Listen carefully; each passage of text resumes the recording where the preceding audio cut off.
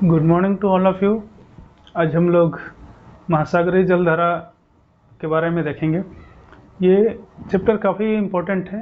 इसको चाहे ऑप्शनल के रूप में हो या जीएस के रूप में, दोनों में ये क्वेश्चन पूछा जाता है। ठीक है, जो सामान्य अध्ययन है उसमें तो क्वेश्चन बहुत डीपली नहीं पूछा जाएगा, केवल उसके क्षेत्र से पूछा जाएगा और जो जलधाराओं का स्वरूप है उसका पूछा जाएगा। ठीक है, स्वरूप ठंडा या गर्म जलधारा है। अधिकतम पूछा जाएगा तो उसका दिशा पूछा जाएगा कि किस दिशा से किस दिशा में प्रवाहित होती है। ठीक है, लेकिन जब ऑप्शनल के लिए हैं जो यूजीसी नेट की या जीआरएफ के लिए तैयारी कर रहे हैं या फिर असिस्टेंट प्रोफेसर या टीजीटी पीजीडी की तैयारी कर रहे हैं, तो उसमें थोड़ा सा गहराई से क्वेश्चन पूछा जा सकता है। ठीक है, जो उत्पत्ति स्थान से लेकर के उसका स्वरूप और उसका जो उत्पत्ति का जो मुख्य कारण होता है, इसको भी क्वेश्चन पूछा जा सकता है। ठीक है, तो ऑप्शनल के लोग थोड़ा सा इस पर ज़्यादा ध्यान देंगे और सामान्य अध्ययन के लिए तो केवल सामान्य ही क्वेश्चन पूछा जाएगा। ठीक है, तो हम लोग देखते हैं कि जो महासागरीय जलधारा है, तो उसमें हम लोग देखेंगे कि महासागरीय जो जलधारा होती क्या है, उसका कितने स्वरूप होते हैं। ठीक है, और इसके जो प्रभावित करने वाले कौन कौन से कारक होते हैं, इसका महत्व देखेंगे। और जो तीनों महासागर हैं, अटलांटिक महासागर, प्रशांत महासागर और हिंद महासागर, तीनों महासागर में जो जलधाराएं कौन कौन सी हैं, इसके बारे में हम लोग देखेंगे। ठीक है, तो सबसे पहले हम लोग समझते हैं कि जो जलधारा होता क्या है। तो जो सागर का जल एक दिशा में प्रवाहित होने लगता है तो उसको ही जलधारा के रूप में जानते हैं। ठीक है, और ये जलधारा होता है कई रूपों में होता है। जब इसका ऊपरी भाग प्रवाहित होता है, जो हवाओं के प्रभाव से केवल ऊपर के सतह प्रवाहित होने लगते हैं, तो इसको प्रवाह कहते हैं। ठीक है, प्रवाह ये इंग्लिश में इसको ड्रिफ्ट के नाम से जानते हैं। ठीक है, जैसे वेस्ट विंड ड्रिफ्ट है। ठीक है, ऐसे ही करके हैं, कई है तो केवल वो ड्रिफ्ट के नाम से जानते हैं जब ऊपर का भाग चलने लगता है। ठीक है, जब सागर का भाग एक निश्चित दिशा तक चलने लगे तो उसको जलधारा के नाम से जानते हैं, या फिर करंट, इंग्लिश में इसको करंट के नाम से जानते हैं। ठीक है, और जब जलधारा का एक विशाल भाग, काफ़ी उस जलधारा से भी बड़ा विशाल भाग चलने लगता है एक दिशा में और एक निश्चित सीमा के अंतर्गत, तो इसको स्ट्रीम या विशाल जलधारा के नाम से जानते हैं। ठीक है, तो ये मुख्य रूप से तीन स्वरूप होते हैं जलधाराओं का। अब इसके महत्व को हम लोग देखते हैं कि महत्व इसका क्या महत्व है जलधाराओं का। तो इसका जो जलधारा का सबसे बड़ा महत्व है वो है जो तापमान का संतुलन का है। ठीक है, जो वर्ल्ड में जितने भी तापमान संतुलन होता है, तो मुख्य रूप से यही दो के कारण होता है, एक हवाओं के कारण होता है और दूसरा जलधाराओं के कारण होता है। ठीक है, तो जलधारा जैसे जो जानते हैं कि जो विषुवतरेखी क्षेत्र होता है उस पर तापमान ज़्यादा होता है, सूर्य की किरणें लंबवत चमकती हैं हमेशा, तो तापमान ज़्यादा होता है, तो यहाँ से जो गर्मी है या तापमान ज़्यादा है, कम तापमान वाले क्षेत्रों में प्रवाहित हो जाता है। या फिर जो निम्न अक्षांशीय से उच्च अक्षांशीय क्षेत्र हैं, वहाँ से जो जलधाराएँ, ठंडी जलधाराएँ हैं, वो निम्न अक्षांशीय क्षेत्रों की तरफ चलने लगते हैं। तो इस प्रकार के जब मिक्सिंग होते रहता है जलधाराओं का, वो तापमान एक संतुलन बना रहता है। ठीक है, तो ये तापमान संतुलन का मुख्य कारण है। और दूसरा, जब इसका सर्वाधिक महत्व एक है कि इसका जो जलमार्ग होते हैं, व्यापारिक मार्ग, जैसे हम लोग की जहाज़ों के द्वारा, ठीक है, जो जलयानों के द्वारा जाते हैं, तो उसका भी मार्ग निर्धारित करता है कि जैसे कि जिस दिशा में स्ट्रीम चल रहा है, स्ट्रीम में या जो जलधारा चल रहा है उस दिशा में यदि नाव प्रवाहित होगा या जहाज़ प्रवाहित होगा तो इसकी चाल ज़्यादा होगी। इसकी यदि विपरीत दिशा में जाएगा तो वो काफ़ी नुकसान करेगा, इसलिए उस दिशा में नहीं जाता है। तो इसलिए मार्ग निर्धारण के लिए बहुत बड़ा महत्वपूर्ण कार्य करता है। इसके साथ साथ जो बंदरगाह है या पतन है, इसके भी निर्धारण के लिए ये जलधाराओं का सहारा लिया जाता है। ठीक है, इसी के अनुसार जो पतन होता है उसका विकास किया जाता है कि जिस मार्ग, क्योंकि उसके मार्ग में ही जो पतन या बंदरगाह का विकास करेंगे। ठीक है, तो ये मुख्य रूप से ये तीन मुख्य रूप से इसका इम्पोर्टेंट काम है कि एक तापमान संतुलन का, दूसरा जलमार्ग का निर्धारण का, और तीसरा जो बंदरगाह है उसका निर्धारण करने का। ठीक है, तो ये तीन कारण हैं। अब हम लोग देखते हैं कि जो जलधारा है उसका उत्पत्ति का कारण क्या है या कौन कौन से उसको कारक प्रभावित करते हैं। ठीक है, तो हम लोग देखेंगे जलधाराओं की उत्पत्ति में सबसे महत्वपूर्ण जो कारक है वो है पृथ्वी का भ्रमण। ठीक है, पृथ्वी जैसे कि हम लोग जानते हैं कि पश्चिम से पूर्व की तरफ घूमती है। ठीक है, तो जैसे पश्चिम से पूर्व की तरफ ये घूमती है जब, तो जलधारा उसमें होता है, महासागर होता है, तो उसके विपरीत दिशा में चलने लगता है। ठीक है, विपरीत, जैसे कि हम लोग जानते हैं कि एक उदाहरण से समझ सकते हैं इस चीज़ को, जैसे मोटरसाइकिल पे या बाइक पे आदमी चलता है, स्पीड से चलता है, तो जो बाल वाल होता है या कपड़े आदमी पहना रहता है पीछे की तरफ भागने लगता है, ठीक है। तो उसका देखने में तो लगता है कि पीछे की तरफ चल रहा है। तो उसी तरह से ये भी है कि पृथ्वी जब पश्चिम के से पूर्व की तरफ घूमती है तो ये पूर्व से पश्चिम की तरफ विपरीत दिशा में प्रवाहित होने लगता है जल, ठीक है। जो दूसरा मुख्य कारण है, ठीक है, कुछ इसमें जलधारा होता है कि इसके विपरीत प्रवाहित होता है, कुछ जलधारा होता है कि जो पृथ्वी के घूमने की दिशा में ही प्रवाहित होने लगता है। इसका हम लोग आगे डिस्कस करेंगे कि क्यों ऐसा होता है। इसका वहाँ पे स्थानीय कारण होते हैं, इसलिए वो होता है, ठीक है। जो अगला है तापमान भिन्नता। जैसे कि हम लोग जानते हैं कि तापमान भिन्नता, तापमान अधिक या कम होने की वजह से जहाँ पे तापमान ज़्यादा होता है वहाँ पे जो घनत्व होता है कम हो जाता है, और जहाँ तापमान कम होता है या ठंडी जलधारा होती है वहाँ पे घनत्व ज़्यादा होता है। तो ज़्यादा घनत्व से कम घनत्व की तरफ जो जल का प्रवाह शुरू हो जाता है, ठीक है। एक चक्राकार मार्ग में भी चलने लगता है, ठीक है। सर्कुलर मोशन में जल का प्रवाह शुरू हो जाते हैं, तो इससे भी जलधारा का उत्पत्ति होती है। दूसरा है अगला जो प्रभावित करने वाला कारक है वो है लवणता। तो लवणता भी मुख्य रूप से जो घनत्व होता है उसी को निर्धारण करता है कि जहाँ पे लवणता ज़्यादा होगा घनत्व ज़्यादा हो जाता है, और जहाँ पे लवणता कम होगा वहाँ पे घनत्व भी कम हो जाता है। तो अधिक घनत्व से कम घनत्व की तरफ ही जलधाराएँ चलने लगती हैं, ठीक है। तो ये है तापमान, लवणता, और तीसरा ये घनत्व है, ठीक है। तीसरा जो प्रभावित करने वाला कारक है घनत्व है। तो जैसे कि हम लोग देखें तापमान के कारण भी घनत्व में अंतर आता है, लवणता के कारण भी घनत्व आता है, और कई कारक हैं उसके वजह से भी जब घनत्व में अंतर आता है, ठीक है। इसकी वजह से तो भी जो जल का प्रवाह प्रभावित होता है, ठीक है। अधिक घनत्व से कम घनत्व की तरफ चलने लगते हैं, ठीक है। ये तो क्षैतिज संचालन में होता है घनत्व के कारण, और दूसरा जो गति होता है जो ऊर्ध्वाधर की गति होता है, जहाँ पे घनत्व ज़्यादा होता है धीरे धीरे वहाँ पे, ठीक है। जब मान लीजिए कि घनत्व ज़्यादा घनत्व इस क्षेत्र का है, ज़्यादा घनत्व है तो यह विभाग ऊपरी भाग का घनत्व ज़्यादा है तो धीरे धीरे ये नीचे बैठने लगता है, ठीक है। यहाँ पे जब घनत्व आ जाएगा तो यहाँ से जो जलधारा है यहाँ पे जली भाग यहाँ पे कम घनत्व वाला है वो यहाँ पे जगह को भरने के लिए प्रवाहित होने लगेगा, ठीक है। प्रवाहित होने लगे तो ये वाला भाग इसको कवर करने के लिए इधर आ जाएगा, धीरे धीरे ये सर्कुलर मोशन में जो जलधाराएँ होती चलने लगती हैं, ठीक है। तो इस प्रकार को जो जलधारा का भी विकास होता है। अगला है पवन या वायुदाब। जो पवन है, जैसे कि हम लोग जानते हैं कि पवन के साथ साथ भी जिस दिशा में पवन चलती है उस दिशा में भी जो जलधारा है उसके घर्षण के कारण से, ठीक है, ये जलधारा है, ये पवन इस ढंग से चल रही है तो इसके साथ साथ जलधाराओं में बाद घर्षण होता है, ठीक है। घर्षण के कारण ही जलधारा इसमें दिशा में ये प्रवाहित होने लगती है, ठीक है। ये बहुत हम लोग उदाहरण देखेंगे, जैसे ये जो उत्तरी विषुवत रेखीय धारा है, चाहे यहाँ पे भी देखेंगे तो यहाँ पे जो व्यापारिक पवनों के हिसाब से चलने लगते हैं, पूर्व से पश्चिम की तरफ चलने लगते हैं, जबकि यहाँ पे पछुआ पवन के कारण पूर्व पश्चिम से पूर्व दिशा में चलने लगते हैं जलधाराएं, ठीक है। तो ये भी एक कारण होता है। अगला है जो वायुदाब। और जैसा कि हम लोग जानते हैं कि वायुदाब में भी कहीं वायुदाब ज़्यादा होता है, कहीं कम होता है, कहीं लो प्रेशर होता है, कहीं हाई प्रेशर होता है। जैसे जहाँ प्रतिचक्रवाती दशा होती है वहाँ पे प्रेशर हाई प्रेशर हो जाता है, ठीक है। यहाँ पे प्रतिचक्रवाती दशा हाई प्रेशर हो गया, यहाँ पे जहाँ चक्रवाती दशा होगा वहाँ पे लो प्रेशर हो जाता है, ठीक है। तो हाई प्रेशर के कारण जो जल का तल होता है वो भी नीचे की तरफ दब जाता है, ठीक है। यहाँ दब जाता है, यहाँ पे उभार हो जाता है, एक ढलान टाइप का ये बन जाता है, ढलान बन जाता है। तो यहाँ से जो दबा हुआ जल है इधर प्रवाहित होने लगता है, जबकि जो अधिक ऊंचाई वाला जल है धीरे धीरे गुरुत्वाकर्षण के कारण नीचे वाले जल के तरफ, जो जल तल की तरफ प्रवाहित होने लगता है। तो ये भी एक जल का जो सर्कुलर मोशन में चलने लगता है, और ये भी जलधारा के विकास में महत्वपूर्ण भूमिका निभाता है। तो ये रहा वायुदाब और पवन। अगला है वाष्पीकरण और वर्षा। जैसे कि हम लोग जानते हैं कि जहाँ पे वाष्पीकरण होता है वहाँ पे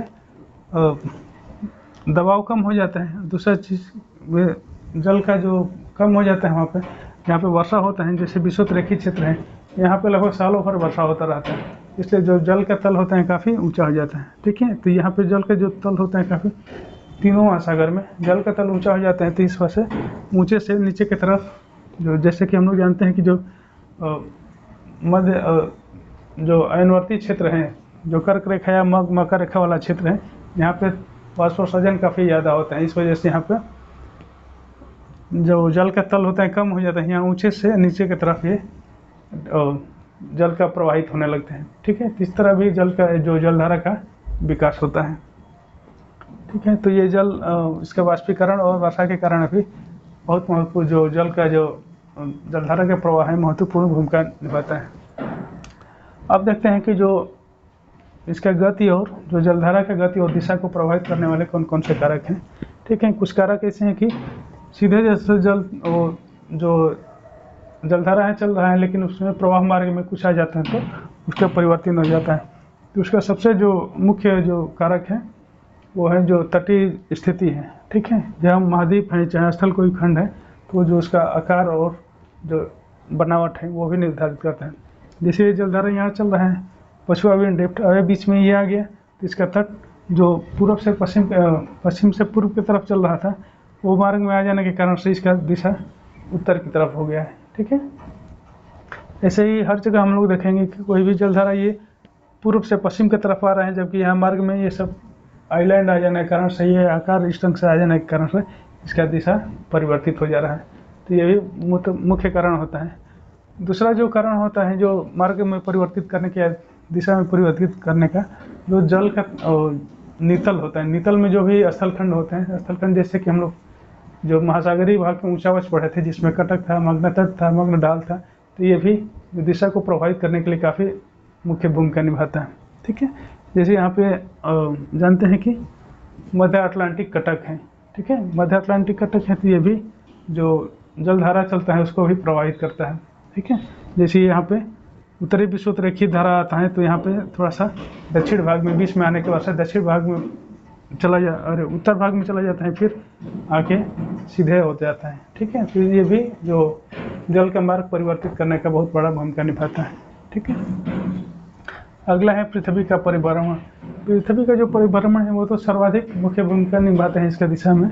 जैसे कि हम लोग जानते हैं कि ये पश्चिम से पूर्व की तरफ पृथ्वी घूमती है, तो इसके विपरीत दिशा में जो जल का प्रवाह होने लगता है। ठीक है, तो वो पूर्व से पश्चिम की तरफ होने लगता है। ठीक है, विपरीत दिशा में। तो ये जो दिशा और इसके गति को प्रभावित करने वाले कारक हैं। अब हम लोग देखते हैं कि एक एक जो महासागर है, तीनों महासागर हैं, जो प्रशांत महासागर, अटलांटिक महासागर और हिंद महासागर, ये तीनों में जलधाराओं के बारे में हम लोग देखेंगे कि कौन कौन सी जलधारा है और उसका स्वरूप क्या है। ठीक है, एक चीज़ ध्यान में रखिएगा, ये जो मैप बनाया गया है, मैप में एक ही चीज़ दो जगह पे बना दिया गया है। ठीक है, जो एशिया वाला भाग है, जैसे न्यू गिनी है, फिर ऑस्ट्रेलिया है, ये सब है, इंडोनेशिया वाला क्षेत्र है, ये जापान साइड है, ये यहाँ पर भी है और यहाँ पे भी है।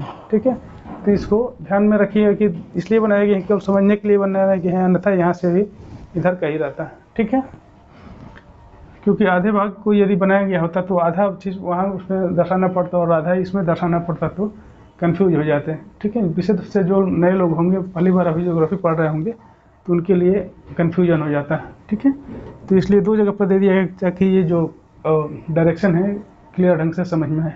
ठीक है, जो नए लोग हैं उन लोगों के लिए ये बता दें कि जैसे कि जानते हैं कि हम लोग ये पृथ्वी अंडाकार है या संतरे के आकार के हैं। ठीक है, तो ये भाग तो सामने तो दिख रहा है, जो भाग इसमें जो भी आइलैंड हो गए, महाद्वीप हो गए, महासागर हो गए, दिख रहा होगा, लेकिन इसके पीछे वाला भाग कैसे दिखेगा?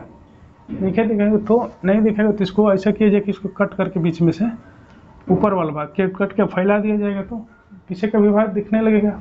ठीक है, यदि कट करके इसको फैलाया जाए तो इस ढंग का तो आएगा दिखने में।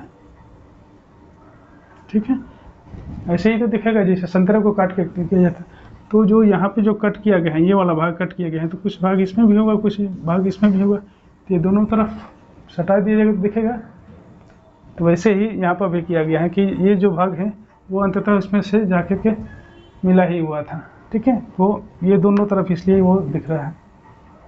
ठीक है, और बाकी जो पढ़े होंगे पहले से जो लोग, उन लोग के लिए तो खैर समझ में आ रहा होगा कि ये दो जगह पर क्यों दिखाया गया है। जो बीच वाला भाग है ताकि प्रशांत महासागर क्लियर रूप से दिख सके, नहीं तो आधा भाग वहाँ पे दिखता है, आधा यहाँ दिखता है, तो ये जो चक्र है जो सर्कुलर मोशन में चल रहा है वो क्लियर नहीं हो पाता। ठीक है, तो हम लोग अब एक एक करके देखते हैं कि प्रशांत महासागर, अटलांटिक महासागर और जो हिंद महासागर में मैंने किस ढंग से है। थोड़ा सा जूम कर लेते हैं और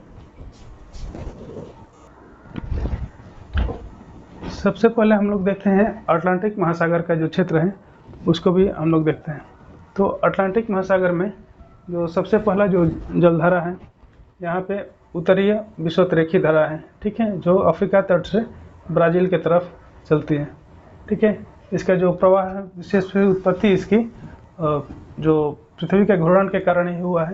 यहाँ पे जो पश्चिम से पूर्व दिशा की तरफ पृथ्वी घूमती है तो इसके विपरीत दिशा में इसका संचालन होने लगता है। ठीक है, ये अब गर्म जलधारा है और यहाँ आके जो दो भागों में बढ़ जाती हैं। ठीक है, ये जो ऊपर भाग कुछ भाग है चला जाता है, जो ब्राज़ील की जो यहाँ एंटिलिस जलधारा के भी नाम से जानते हैं, जो मैक्सिको खाड़ी में पहुँच जाती हैं युकाटन प्रायद्वीप होते हुए, और एक फ्लोरिडा करंट के नाम से भी इधर जानते हैं। ठीक है, और ये आगे चल के ये गल्फ स्ट्रीम के रूप में ये बनाती हैं और आगे चल जाती हैं। यहाँ से जो फ्लोरिडा है, फ्लोरिडा से लेकर के और आगे तक ये जो गल्फ स्ट्रीम के नाम से जानते हैं, इधर तक ये गल्फ स्ट्रीम पहुँच जाती हैं। ठीक है, तो ये एंटिलिस धारा और फ्लोरिडा जलधारा मिलकर गल्फ स्ट्रीम का निर्माण करती हैं। गल्फ स्ट्रीम या फ्लोरिडा धारा, फ्लोरिडा से लेकर यहाँ पे केप हेटरस है, एक आइलैंड है केप हेटरस, जो निकला हुआ ये मुख्य स्थल खंड से निकला हुआ भाग है, वहाँ तक इसको फ्लोरिडा जलधारा के नाम से जानते हैं। जबकि आगे से जो केप हेटरस से लेकर न्यूफाउंडलैंड तक इसको गल्फ स्ट्रीम के नाम से जानते हैं। ठीक है, ये गल्फ स्ट्रीम के नाम से काफ़ी गर्म जलधारा है और यहाँ पे ये काफ़ी चौड़े भाग में यहाँ से हो जाती हैं। ठीक है, चौड़े हो जाती हैं इसलिए इसको स्ट्रीम नाम दिया गया है। और ये जाके आगे कई भागों में बढ़ जाती हैं। एक भाग इधर चला जाता है, जो ये ग्रीनलैंड धारा है, ठंडी जलधारा है, इसमें आकर मिल जाता है। दूसरी भाग जो उत्तर की तरफ नॉर्वे की तरफ चला जाता है, नॉर्वेजियन सी की तरफ चला जाता है। ये जो उत्तरी पश्चिमी जो यूरोप है, इसको गर्म करने के लिए ज़्यादा प्रभावित करता है। ठीक है, और इसका जो कुछ भाग होता है ये बाल्टिक सागर में भी चला जाता है। ठीक है, और जबकि इसके नीचे का भाग होता है बिस्के की खाड़ी में रेनेल धारा के नाम से जानते हैं। ठीक है, रेनेल धारा के नाम से जानते हैं। और इसका जो भाग होता है नीचे वाला भाग दक्षिण के साथ मुड़ के और इसमें भूमध्य सागर में भी पहुंच जाता है। ठीक है, और आगे आकर के ये कनारी धारा के नाम से भी इसको विकसित करता है। ये ठंडी कनारी जलधारा है, ठंडी जलधारा है। ठीक है, और इसके विपरीत फिर आकर के ये जो उत्तरी विषुवतरेखीय धारा है इसमें मिल जाता है। ठीक है, एक चक्राकार रूप में ये चलने लगता है। ठीक है, अब ये जो गल्फ स्ट्रीम होता है, यहाँ से आने वाला लेब्राडोर जलधारा है, जो बफिन की खाड़ी से लेकर के और डेविस जब डमरू मध्य है यहाँ तक ये आती हैं। तो ये लेब्राडोर से आकर के न्यूफाउंडलैंड के पास दोनों का मिलन होता है। ये दोनों यहाँ पे मिलते हैं तो काफ़ी घना कोहरा यहाँ पे विकसित होता है, जो मत्स्यन के लिए काफ़ी इम्पोर्टेंट हो जाता है। ठीक है, और इधर ये जाके ये पूर्वी ग्रीनलैंड धारा में मिल जाता है। और एक जो भाग होता है इसका इर्मिंगर धारा के नाम से जानते हैं, जो आइसलैंड तक जाता है। ठीक है, जो ये गल्फ स्ट्रीम का ही भाग है जो कि आइसलैंड की तरफ जाते हैं, इसको इर्मिंगर धारा के नाम से जानते हैं। ठीक है, ये रहा गल्फ स्ट्रीम और यहाँ पे ग्रीनलैंड धारा है और ये लेब्राडोर धारा है, जो कि दोनों ठंडी जलधारा है। ठीक है, ये ग्रीनलैंड धारा ग्रीनलैंड के पूर्वी भाग से है, ये लेब्राडोर धारा है, दोनों बफिन की खाड़ी से लेकर डेविस की तरफ है, डेविस और डब्लू की तरफ। ठीक है, अब हम लोग देखते हैं कि नीचे के जो दक्षिणी विषुवतरेखीय जलधारा के नाम से जानते हैं इसको, जो अफ्रीका के गिनी तट से लेकर के और ब्राज़ील के तट तक पहुंचते हैं। यहाँ तक आके इसके बाद से जो इसका उत्तरी भाग होता है, जो उत्तरी विषुवतरेखीय धारा से मिलकर के आगे बढ़ जाता है, जबकि एक भाग नीचे आकर ब्राज़ील धारा के नाम से जानते हैं यहाँ पे। ठीक है, ब्राज़ील धारा के नाम से सेक रॉक है यहाँ पे, यहाँ से नीचे की तरफ जो 40 डिग्री अक्षांश तक है, यहाँ तक ब्राज़ील धारा के नाम से इसको जानते हैं। ठीक है, इसके बाद से यहाँ आने के बाद से जो पछुआ पवनों के प्रभाव में आकर के ये उधर मुड़ जाती हैं, पूरब की तरफ मुड़ जाती हैं, उधर चलने लगती हैं। और यहाँ के जो बीच वाला सबसे नीचे वाला भाग होता है वो पछुआ पवन ड्रिफ्ट के नाम से जानते हैं, पछुआ पवन धारा। ठीक है, वेस्ट विंड ड्रिफ्ट के नाम से जानते हैं। जो कि जो अंटार्कटिका महासागर महाद्वीप है इसके चारों तरफ चलती हैं। ठीक है, ये पूरी ठंडी जलधारा है, यहाँ से पश्चिम से लेकर पूर्व की तरफ चारों तरफ चला करती है। ये भी चलती हैं तो यहाँ पे जो वेस्ट पछुआ पवन है, ये जो केप हॉर्न है यहाँ से टकरा के आधा भाग इसके ऊपर चला जाता है। ठीक है, ऊपर मतलब बेंगुला जलधारा के नाम से यहाँ पे जानते हैं। जो पश्चिमी अफ्रीका है, अफ्रीका के जो पश्चिमी भाग है यहाँ पे तो बेंगुला धारा के नाम से जानते हैं, और आधा भाग इधर चला जाता है। ठीक है, तो ये रहा अटलांटिक महासागर का भाग है। और कुछ जलधारा एक यहाँ से है विपरीत विषुवतरेखी जलधारा के नाम से जानते हैं, जो यहाँ पे ब्राज़ील की तरफ से लेकर के और गिनी तक जाते हैं। इसको गिनी धारा के नाम से भी जाना जाता है। ठीक है, ये इसका निर्माण इस ढंग से होता है कि जो भी जलधारा ये आती है, हम लोग देख रहे हैं कि ऊपर वाला उत्तरी विषुवतरेखी या चाहे दक्षिणी विषुवतरेखी धारा आते हैं, तो यहाँ पे जल का जमाव काफ़ी ज़्यादा कर देते हैं। अब यहाँ वाला भाग काफ़ी ऊंचा हो जाता है, जबकि इधर का भाग नीचे हो जाता है। ठीक है, तो ऊंचे जल भाग से नीचे जल भाग की तरफ ये प्रवाहित एक होने लगता है, जलधारा के प्रवाह होने लगते हैं। इसको प्रति विषुवतरेखी जलधारा के नाम से जानते हैं। ठीक है, तो ये रहा अटलांटिक महासागर का जलधारा। अब देखते हैं कि प्रशांत महासागर का जलधारा कैसे होता है। ठीक है, तो जैसे अटलांटिक महासागर में उत्तरी विषुवतरेखी धारा है, ऐसे ही प्रशांत महासागर में भी उत्तरी विषुवतरेखी जलधारा है, जो कि यहाँ पे पनामा के खाड़ी से लेकर के और जो पूर्वी द्वीप समूह है वहाँ तक आती हैं। ठीक है, और यहाँ से टकराने के बाद से उत्तर मुड़ जाती हैं, ये टकराने उत्तर मुड़ जाती है और क्यूरोसियो जलधारा के रूप में प्रवाहित होने लगती हैं। ठीक है, यहाँ पर भी विपरीत जो विषुवतरेखी जलधारा है, जैसे यहाँ पे है अटलांटिक महासागर में, वैसे भी यहाँ पे प्रति विषुवतीय जलधारा चलने लगती है।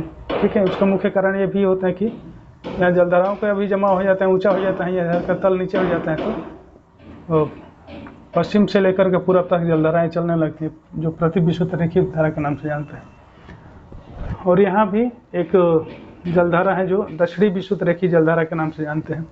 यह भी दक्षिणी अमेरिका के पश्चिमी भाग से लेकर के और ये पूर्वी द्वीप समूह है, ऑस्ट्रेलिया है, इसके पास भी चलने लगती है।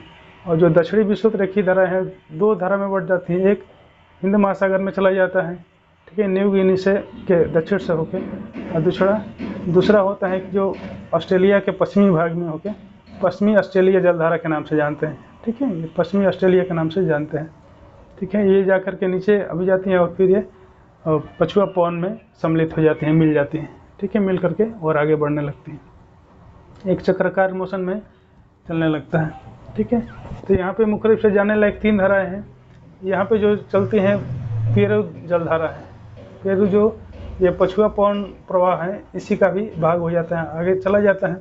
ठीक है, इस तट से जो चिली के तट से टकराने के बाद से चिली से लेकर पेरू तक यहाँ पे संचलन इसका होता है।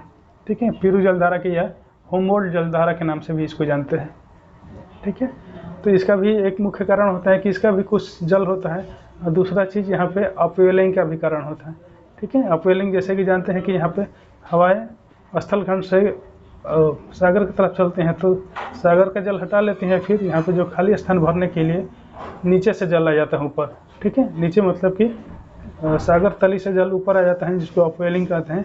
उसके कारण भी ये ठंडा जल आ जाता है, ये ठंडे जलधारा के रूप में विकास हो जाता है। ठीक है, यहाँ अटलांटिक महासागर में ये फॉकलैंड जलधारा छूट गया था, इसको देख लीजिए। ये फॉकलैंड जलधारा जो पछुआ पवन प्रवाह है, इसी का भाग हो जाता है, ठंडी जलधारा के नाम से जानते हैं इसको। ठीक है, यहाँ पे आके जो 40 डिग्री अक्षांश पे विषुवतरेखी ब्राज़ील धारा से मिल जाती है। ठीक है, पुनः इसके साथ चलने लगती है। तो यहाँ पे बेंगुएला जलधारा, कनारी जलधारा यहाँ पे हो गया था। ठीक है, और यहाँ पे भी ऐसे ही पेरू जलधारा के नाम से जानते हैं। और ये उत्तरी दक्षिणी विषुवतरेखी जलधारा है। ये विभाग जैसे क्यूरोसियो जल तंत्र के क्यूरोसियो जलधारा के या क्यूरोसियो तंत्र के रूप में उसको हम लोग जानते हैं। जैसे यहाँ पे गल्फ स्ट्रीम था, वैसे ही यहाँ पे क्यूरोसियो तंत्र है। ठीक है, तो ये आता है तो जो फॉर्मोसा आइलैंड्स और आगे उत्तर की तरफ बढ़ जाता है और कई भागों में चला जाता है। यहाँ से लेकर के ये जो बेरिंग सागर है यहाँ तक ये चलता है। ठीक है, ये काफ़ी दूरी तक जाता है। जैसे यहाँ पे नॉर्वे जो गल्फ स्ट्रीम है नॉर्वे तक जाता था, तो ये भी एल्यूशन द्वीप तक जाता है और अंत में जाके एल्यूशन धारा से मिल जाता है, फिर यहाँ पे अलास्का धारा के रूप में परिवर्तित हो जाता है। और यहाँ से आने वाले जो बेरिंग जलमर्द है, यहाँ से भी जलधाराएँ आती हैं। तो ये क्यूराइल नाम से भी जलधारा यहाँ पे आके जापान तट के पास क्यूराइल नाम से जाना जाता है इसको, जो आके जो कुरोशियो जलधारा से मिल जाती है और यहाँ पे तापमान काफ़ी जो घरा कोहना का विकास कर देता है। ठीक है। और कुछ भाग जो बेरिंग जलमर्द से आ रहा है उसका कुछ भाग जापान के पश्चिमी तट के तरफ चला जाता है जब, तो इसमें जो सुशिमा जलधारा के नाम से जाना जाता है। ठीक है, ये सुशिमा जलधारा के नाम से जाना जाता है। और ये होता है कि ठंडे जलधारा होता है, यहाँ इन दोनों का मिलन होता है। और ये जो गल्फ स्ट्रीम का जलधारा है ये आगे चल के अलास्का की खाड़ी होते हुए ये कैलिफोर्निया तक भी पहुंच जाता है और यहाँ पे ये ठंडी जलधारा है इसके साथ इसका मिल जाता है। ठीक है, कैलिफोर्निया तक के पास भी ठंडी जलधारा यहाँ पे विकसित हो जाती है और यहाँ हवाई द्वीप के पास ये चक्राकार मार्ग में चलने लगता है। तो प्रति विषुवतरेखीय जलधारा भी इसको भी बोलते हैं।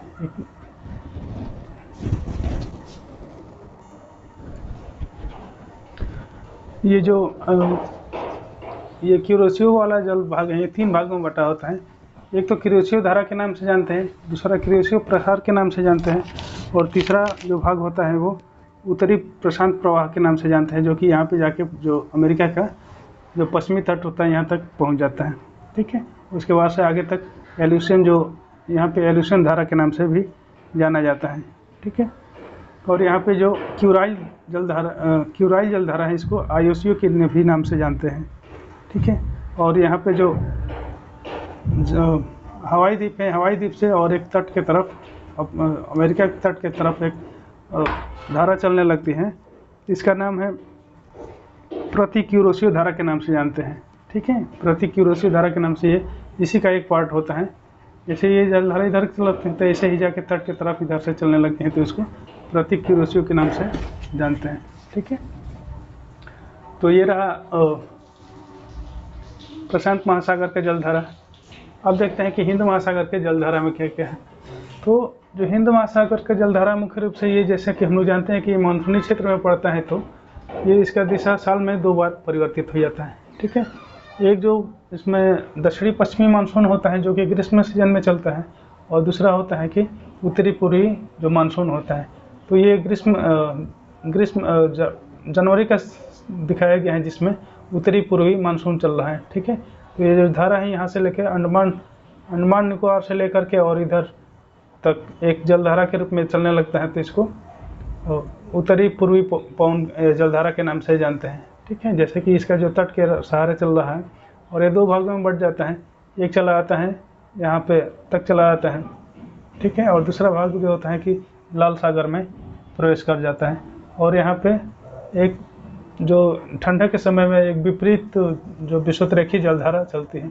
यहीं ग्रीष्म आने के बाद से ये दोनों प्रवाह लुप्त हो जाता है। जो उत्तरी पूर्वी प्रवाह है और विषुवतरेखीय जो प्रवाह है वो दोनों लुप्त हो जाती हैं और यहाँ से केवल दक्षिणी पश्चिमी मानसून के रूप में चला करती हैं। ठीक है, इसका दिशा जो होता है दक्षिण पश्चिम से उत्तर पूर्व की तरफ होता है।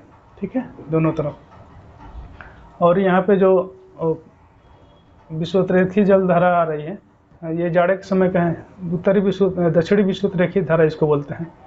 ये आता है तो 2 भागों में बढ़ जाता है। यहाँ पे एक मोजाम्बिक जलधारा के नाम से जानते हैं और दूसरा यहाँ पे आके अगुलहास धारा के नाम से जानते हैं, और दोनों यहाँ पे 30 डिग्री पे आने के बाद दोनों मिल जाते हैं और पुनः इसके साथ जो पछुआ पवन प्रवाह है इसके साथ चलने लगता है। ठीक है, और जैसे कि यहाँ पे भी ऑस्ट्रेलिया के पास भी जो पछुआ पवन प्रवाह है इसमें से भी कुछ भाग उत्तर की तरफ जैसे तट से टकरा के ठंडी जलधारा के रूप में जो पश्चिमी ऑस्ट्रेलिया धारा के नाम से जानते हैं। ठीक है, पश्चिमी ऑस्ट्रेलिया धारा के नाम से जानते हैं, उत्तर की तरफ इसका प्रवाहित होने लगता है और अंत में जाके जो दक्षिणी विषुवतरेखीय धारा है इसमें मिल करके और चक्राकार मार्ग में चलने लगता है। ठीक है, तो यहाँ पे जैसे हम लोग जानते हैं कि इसको अच्छे ढंग से याद कर लीजिए कि क्या ये साल में 2 बार इसका जो दिशा होता है परिवर्तित हो जाता है और जाड़े के सीजन में केवल 2 भाग होता है, उत्तरी पूर्वी पवन प्रवाहित होता है और जो प्रति विषुवत-रेखी धारा होता है ये प्रवाहित होता है। ठीक है, ये गर्मी के सीजन में ये दोनों पवन हट जाता है। तो ये मुख्य रूप से यहाँ पे जो हिंद महासागर है 3 पवन है।